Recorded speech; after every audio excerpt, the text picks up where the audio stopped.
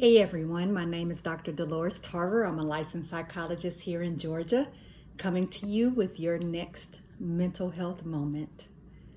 October 10th is World National Mental Health Awareness Day, and I wanted to discuss with you all today the invisible wounds of mental health.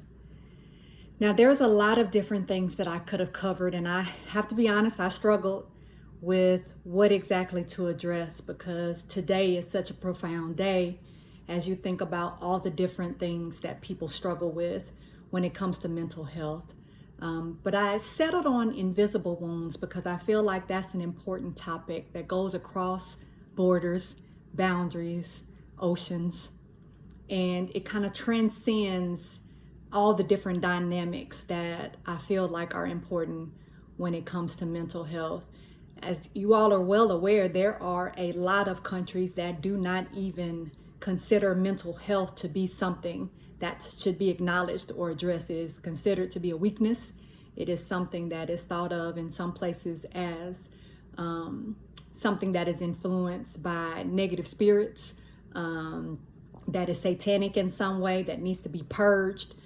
We know that people have often been mistreated who have had mental health conditions, locked up, hidden away, separated from society, seen as deficient, abnormalities, if you will, blights on the population, embarrassments, people who are not allowed to engage in activities with anyone because they are kept in secrecy, oftentimes abused and neglected. We also know that there are a lot of struggles still around the world with regard to mental health and our gender, and that it is still frowned upon, looked down upon, seen as inferior when men express that they have mental health concerns. We have seen that people in positions of leadership and power, whether that be on a sports team or in a political office or serving as presidents of particular universities or other large companies, to acknowledge that they struggle with mental health is often viewed unfavorably.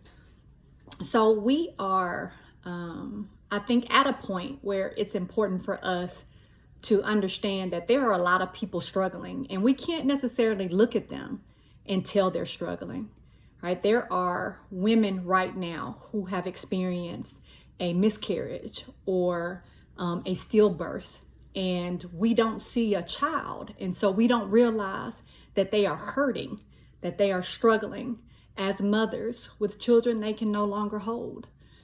We don't realize that people who have experienced a significant trauma, whether that be a trauma related to an accident, such as a car accident, in which they are terrified to be able to get into a car again, combat related trauma, sexual assault related trauma, natural disaster related trauma, who, when the wind blows, when they hear certain sounds, when they smell certain things, when they experience a certain environments that remind them of where they were when these assaults happen, like they are dealing with sometimes insurmountable anxiety. We don't understand necessarily when we see people that they may have come from homes where they were abused or neglected. They could be in partnerships right now that are absolutely abusive, and we have no idea that they're struggling. There are people who identify as LGBTQ who have been ostracized from their families, who have been told they no longer can carry the family name, who have been informed that if they are to come around acting like that or bringing those people with them, that they aren't welcome, that are dealing with tremendous pain, who have been told in our places of faith that they aren't welcome, and that God is not pleased with them. There are people who are walking around and they want to be able to focus and attend and concentrate and remember, and they can't. And they are being told that they're inferior, or eyes being rolled, or that they're lazy, that they're not good enough, and they're wasting away their talents when they are really doing their absolute best We have children who are literally struggling with depression. They don't understand necessarily that that's what it is, but they are not being acknowledged by their families. They are being told that they're kids and there's nothing that they have going on in their lives that they need to be addressing. There are people who are begging to be seen by a therapist and can't have access because their families don't validate it and they don't have the resources to be able to get there on their own. There are people who literally cannot get up every day. Their depression is so overwhelming, so heavy on them that it's a struggle for them to comb their hair, put on clothes, take a shower, brush their teeth. There are people who are grieving the losses of legs and arms, grieving the losses of jobs, grieving the losses of people, grieving the loss of the fact that they weren't able to be there with their loved one who was dying during COVID-19. And they are in that sad, deep, isolated place where it just feels like they're in a hole and there is no peace. We have no idea they're struggling. We are telling them, shouldn't you be over that by now? Just trust in God, dismissing the fact that it is possible for us to both trust in God and be struggling with mental health concerns. We have had faith-based members of our communities from pulpits, from places of worship, denounce seeking mental health services, dismiss and disregard the fact that mental health concerns exist, making people feel like they're unable to go and be seen or that something's wrong with them. They don't believe enough. Their faith isn't there. Meanwhile, they are struggling with crippling mental health concerns. There are literally people walking around who are seeing things we cannot see, hearing things we cannot hear, and feeling things we cannot feel. And imagine what a prisoner of your own mind you must be, struggling with that.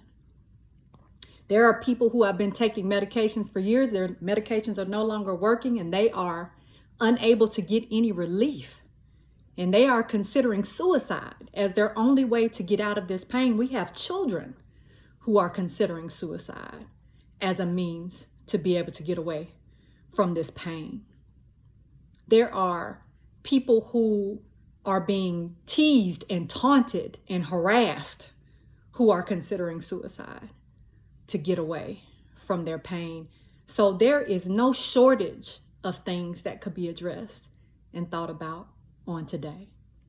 There are people who often belittle others with mental health concerns, making comments when we see people who are clearly in maybe a psychotic break or struggling mentally, and there's video footage of them and we make light of it and crack jokes about it, instead of wondering if this person was able to get the resources that they needed and if this person recording contacted someone to get them help. We have seen people killed because their mental health was not understood and they were thought to be a threat to people when all they simply needed was to be in the hospital and placed on the appropriate medication.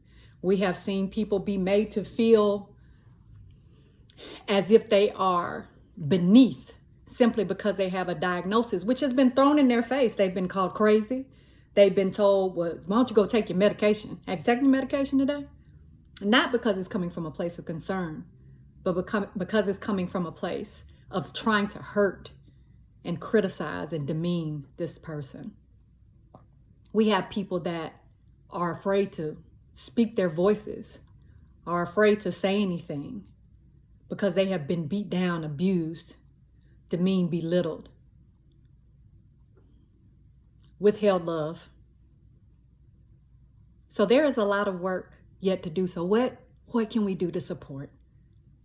So here is what I would encourage you to do. One, never, ever call a person crazy.